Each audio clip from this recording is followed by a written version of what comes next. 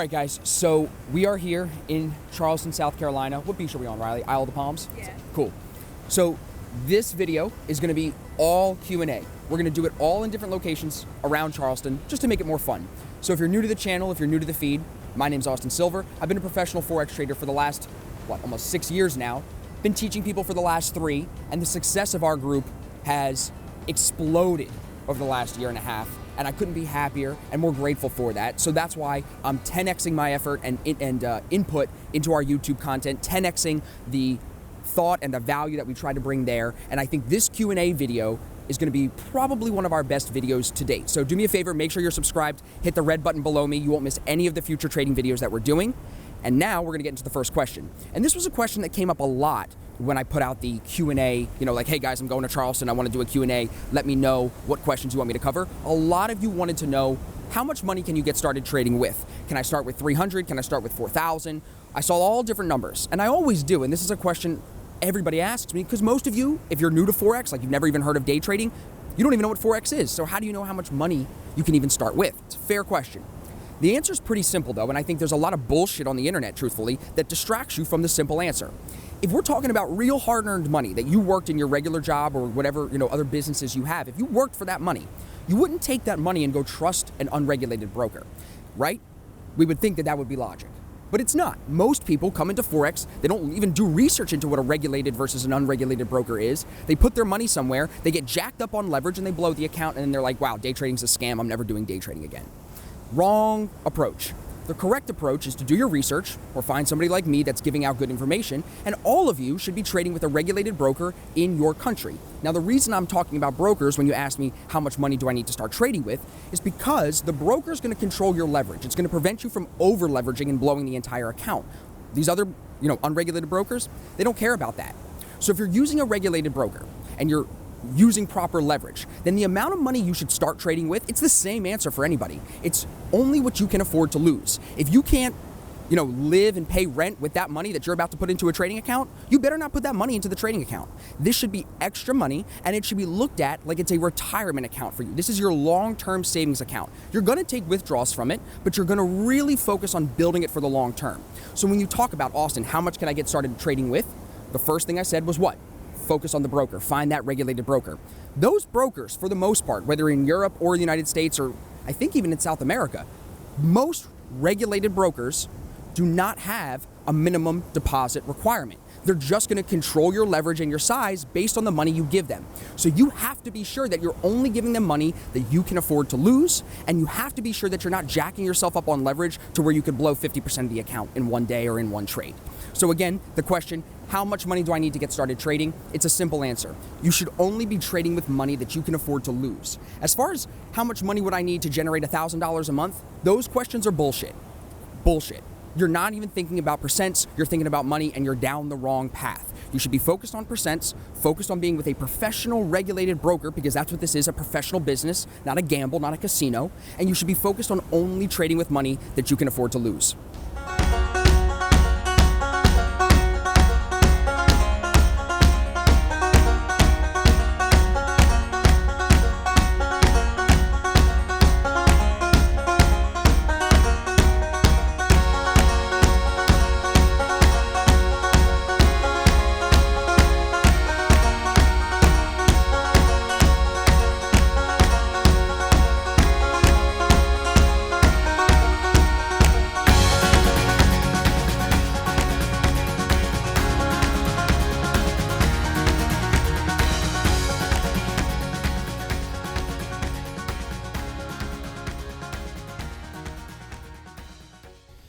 All right, guys, so we are back, question number 2.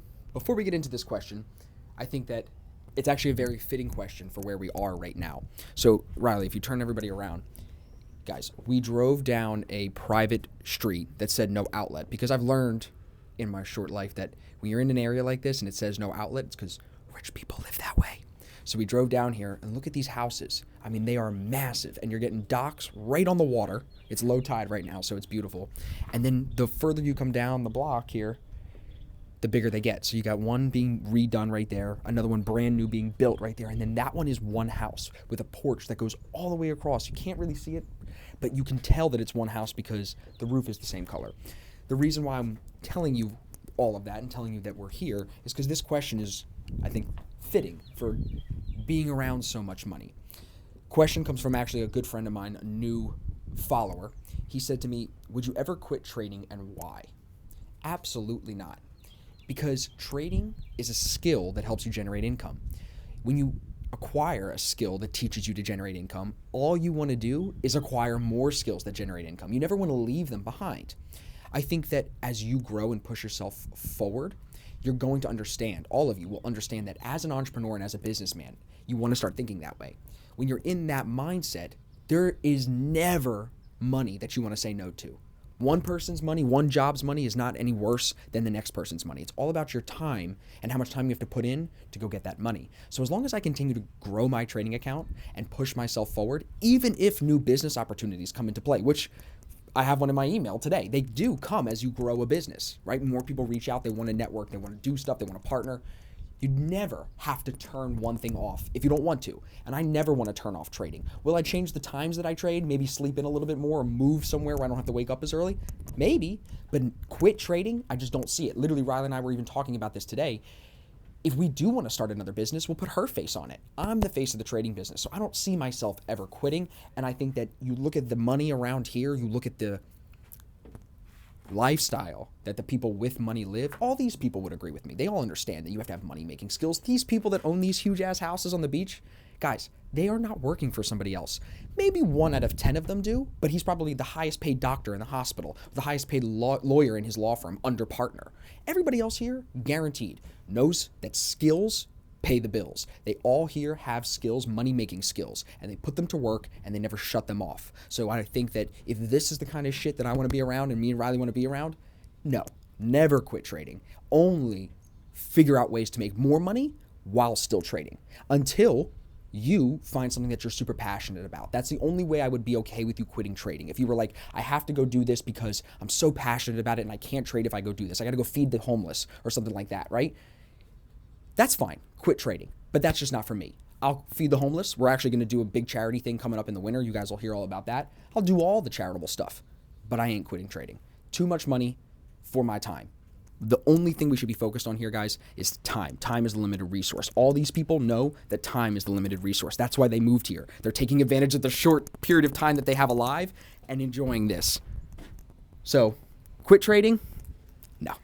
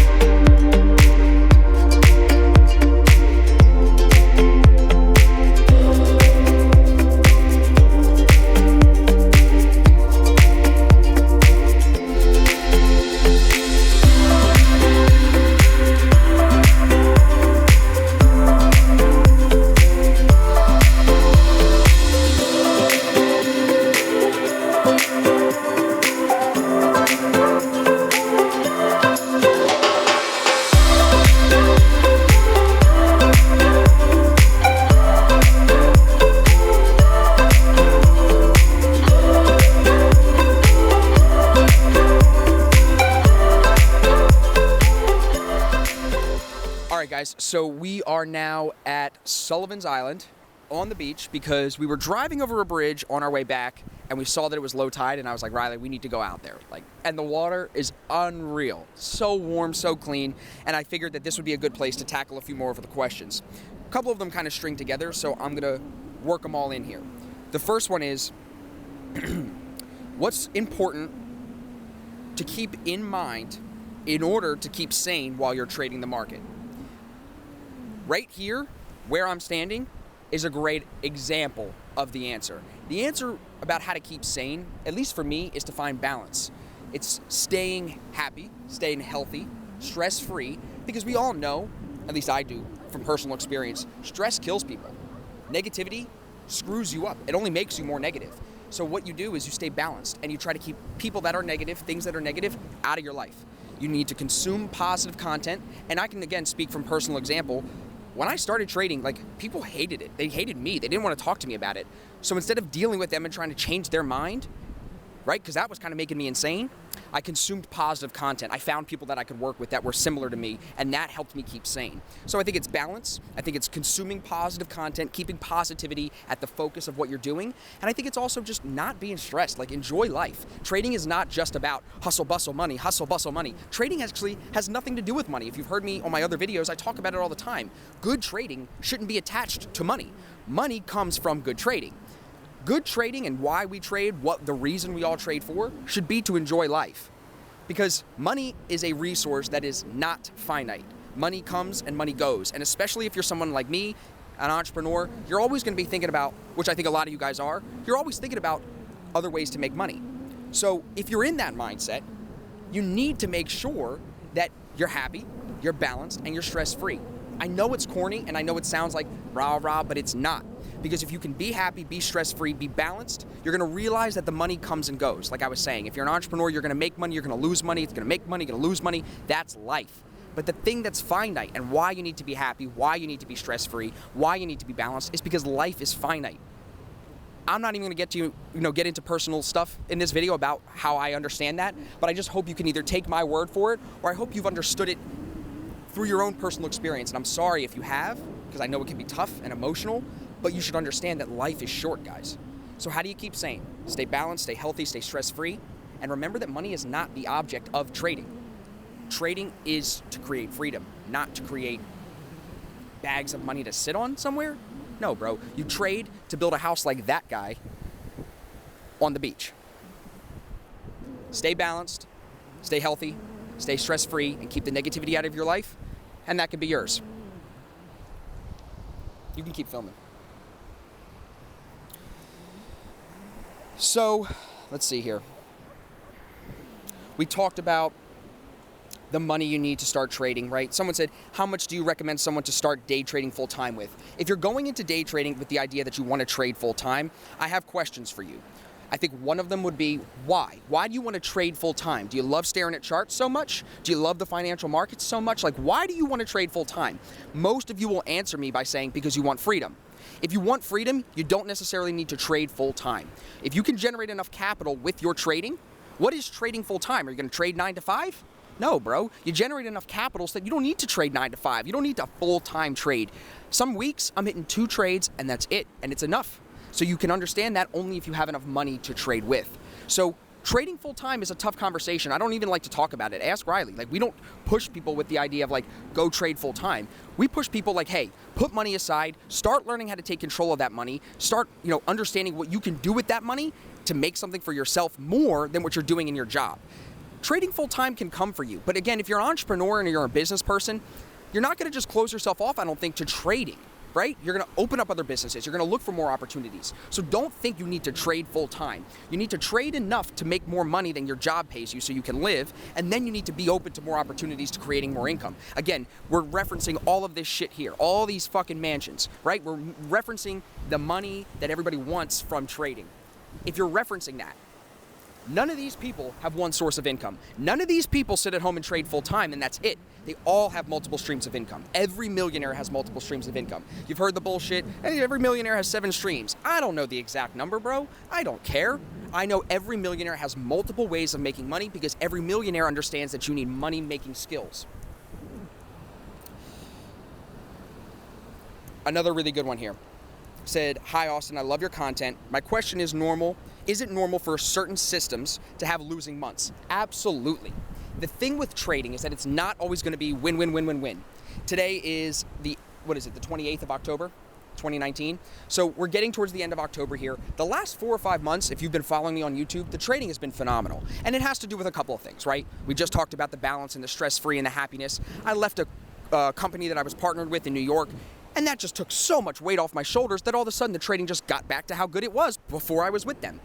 So when you talk about losing in certain months, if you understand that it's not going to be win, win, win, win, win, and you understand that you got to be positive, balanced, and unemotional and stress-free to win, then you also have to understand that risk management is a big piece of your trading.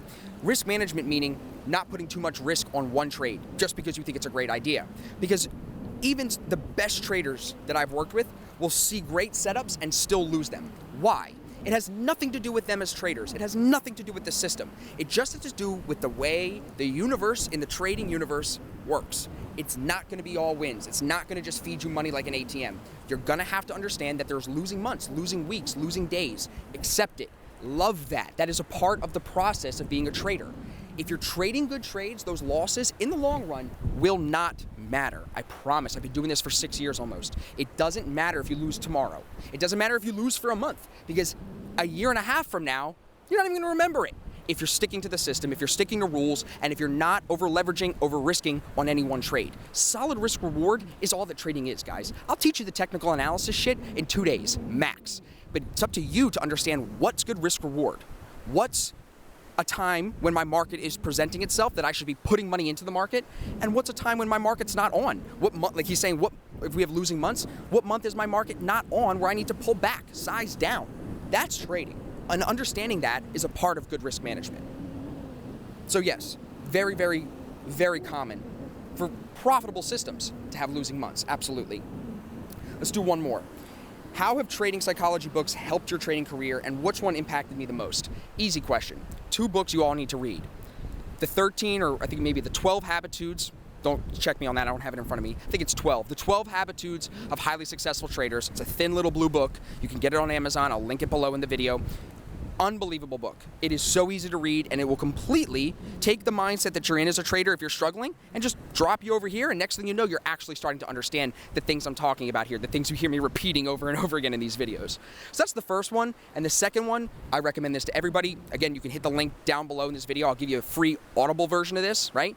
It's called One Good Trade by Mike Bellafiore. Mike is an unbelievable, I would venture to call him a guru, just because he's been in the business so long, he's worked with so many traders, and when you hear the things that he's saying in that book, because he's applying them to real traders and their real lives, it makes it very tangible.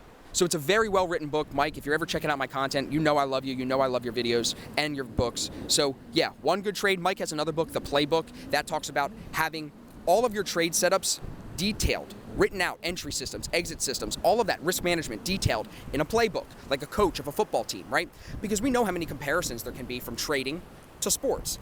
Every coach has his playbook. You as the trader, as the coach of your trading team, need the playbook. So there's 3, 12 Habitudes of Highly Successful Traders, One Good Trade, Mike Bellafiore, and The Playbook by Mike Bellafiore. So if you guys don't have those, like I said, you can hit the link down below. There's a free link to go get them on Audible. If you don't like reading the books as much and you want to listen to them, you can enjoy that. So now that we've crushed out a couple more questions, right, I think it's time we change scenery and keep moving through.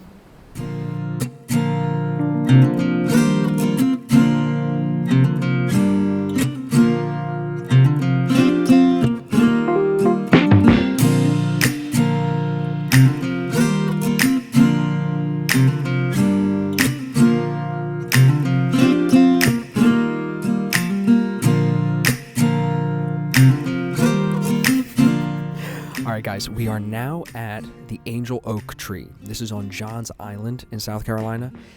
Very, very cool. That tree, they're saying, is 400 plus years old.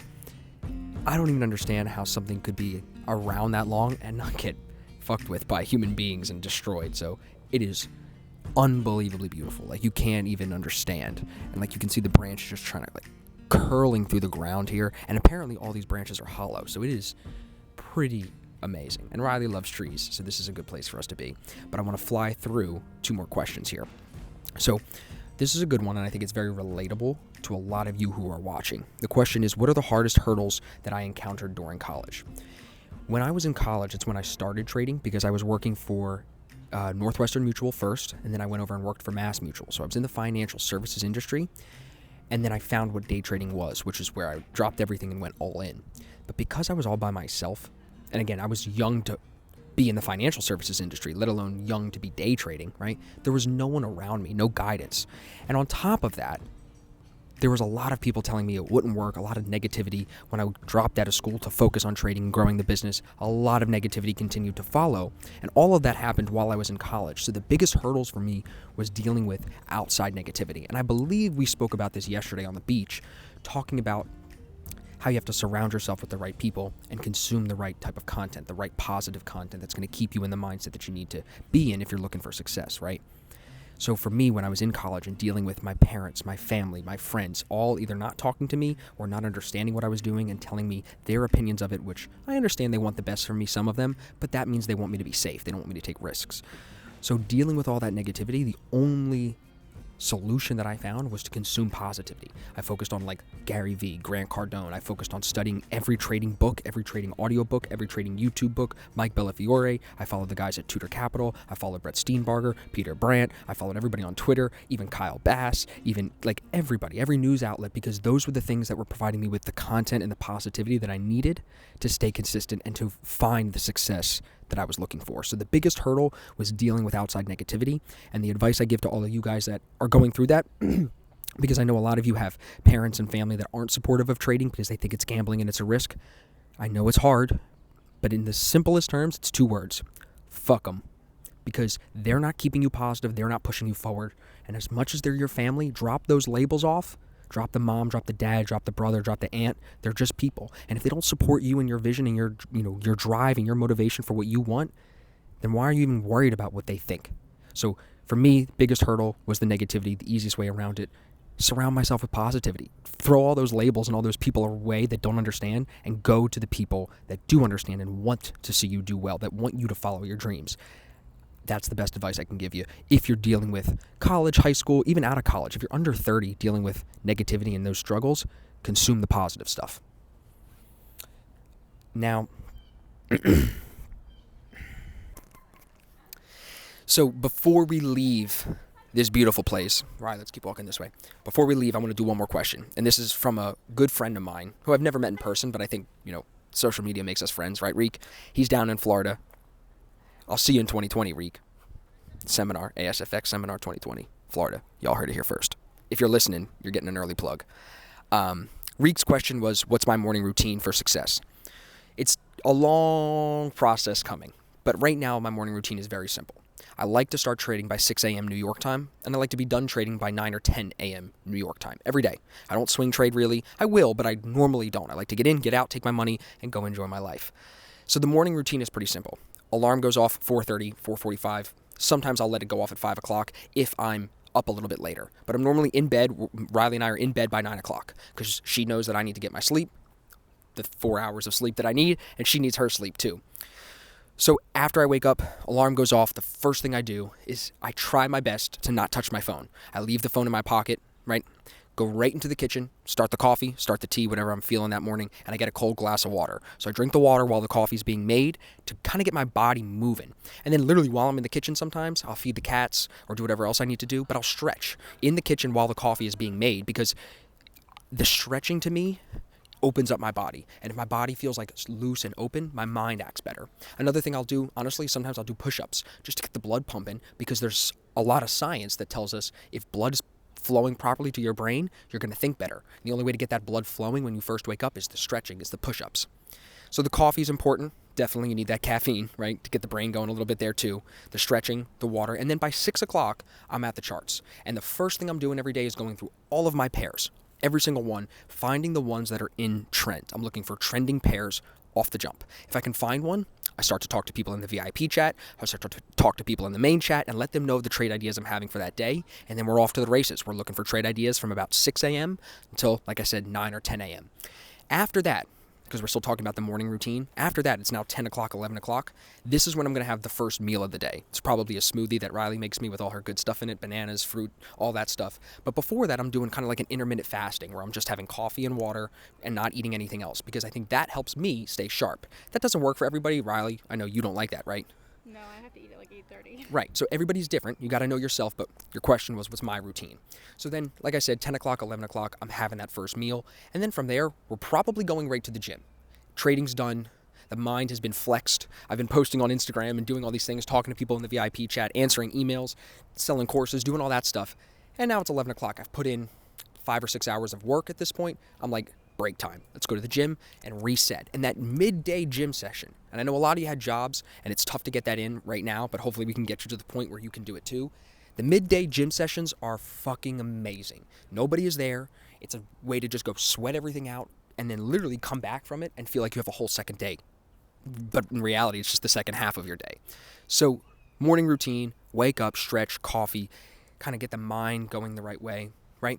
Some of you might even want to try doing some journaling. I used to do that. And then giving yourself that little bit of time to get to the charts, hit the charts, stick to your rules, looking for your watch list, set your day up, and then get the fuck off. Get off the charts at some point. You need to have that built into your trading plan as a part of your morning routine. For me, ask her. She will tell me, yo, you're done. It's 11 o'clock. You're done trading. Get up. We're going to the gym.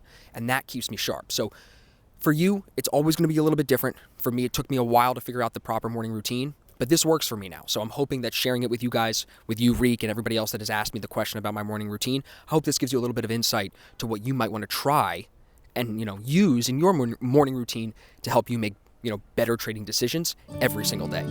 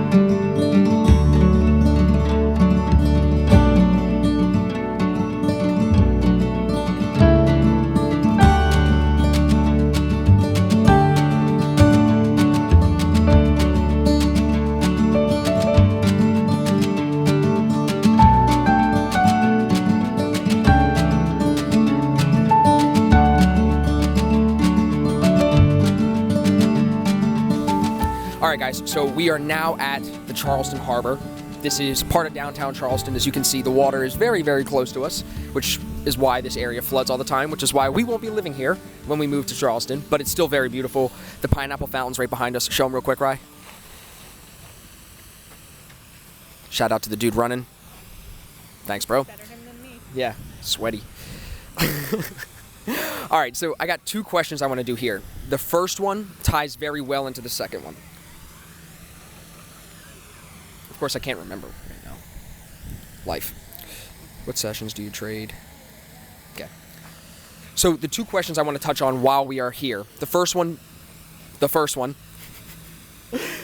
being, how do I know when to size down my position size? The second one being, what sessions do I recommend everybody trading? Let's walk this way and we'll talk, right? Okay, so talking about the sessions that I think everybody should be trading, the first thing when you think about that is, and there's a couple other videos on the YouTube channel where we talk about the pairs that are volatile, the pairs that have volume right now. If you haven't read the tri-annual central bank survey put out by the IBS, I would highly recommend that you read that because it's going to tell you where the volume is right now this year going into 2020. The sessions that I trade plays into the pairs that I trade. I do believe the Asian session is very much considered a consolidation session, an accumulation session, where you do see a lot of pairs range.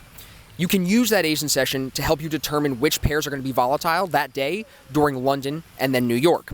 I break my sessions into three. I don't look at Tokyo different than Sydney. I kind of group the Australian market and the Japanese market all together and call it the Asian session. So the Asian session is going to be very slow. I'm not really ever going to be trading, never have been, never will be trading the Asian session because we know the volume isn't there. The volume comes when the banks are open, when the traders are trading. So when you ask me what session should we trade, it's very simple. Trade pairs that are trending and that are open when their markets are open. So you would want to trade GBP pairs during the London session and the New York session because that's when the volume is going to be there. You've got the bankers in New York trading. You've got, oh my God, that's a crab. You've got did you see it, the little guy? Yeah. You see him right there? Get him on the camera. Little guy, right down there. So you want to trade GBP pairs during the London session, GBP pairs during the Euro session, because that's when the volume is going to be there, right? Second question is, knowing what sessions to trade can tie into how do you determine when to size down in your trades, right? This goes into a webinar that we put out for our members that are already in the course. If you're in there, the webinar is at the bottom of your curriculum. You can rewatch it. I call it building your risk profile.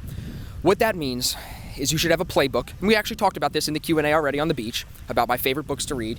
You need a playbook. The playbook should detail your entries, your exits, and the risk management for each setup. Those are your plays, like you're the football coach, right? You remember this reference from earlier in the video? When you have the playbook, each setup should be graded by the parameters in your system. For me, I have average daily range as a parameter. I have EMAs in trend as a parameter. The TDI as a parameter. Pivot points as a parameter. The Asian session itself is used as a parameter to gauge if we have volume in that pair. So when you have parameters to grade your setups by, you can then say, look, this is an A+ setup. Every parameter is met. It's GBP/NZD. You know, I love to trade that pair. I call it my second girlfriend. Sorry, Rye. When you have a pair that you love to trade and all your parameters are met, that's your A setup. So you don't want to size down into that, but you also don't want to over leverage. And this is where the risk profile comes into play, because it tells you, it's written in your plan, in your playbook, hey, on A setups, this is the risk that I'm going to take. On A setups, on pairs that I like to trade, this is the risk I'm going to take. Then by using those parameters and knowing how to, back yourself down basically and say, look, EMAs aren't in trend today. There's not a lot of space left on average daily range. So you know what? This is a B setup. I'm going to size down here. So it's having parameters and having a risk profile and a playbook and a way to grade all of your trades. That's going to tell you every single time when you should be hitting the trades with, 2, 3, 4, 5% risk, and when you should be doing 0.25% risk, 0.5% risk. It's all through the playbook and it's all through the grading system. And if you struggle with that, get in the course, get in the VIP chat. I'm going to be able to show you how to put this into your trading. You're not going to need to stick with the systems that I'm talking about forever. You can learn how to use our system, learn how to use the grading system in our system, and then apply that to all the future trading strategies that you have. But sizing down your position starts with having a risk profile, having a playbook, and then having parameters that you can grade those plays, your trades, by.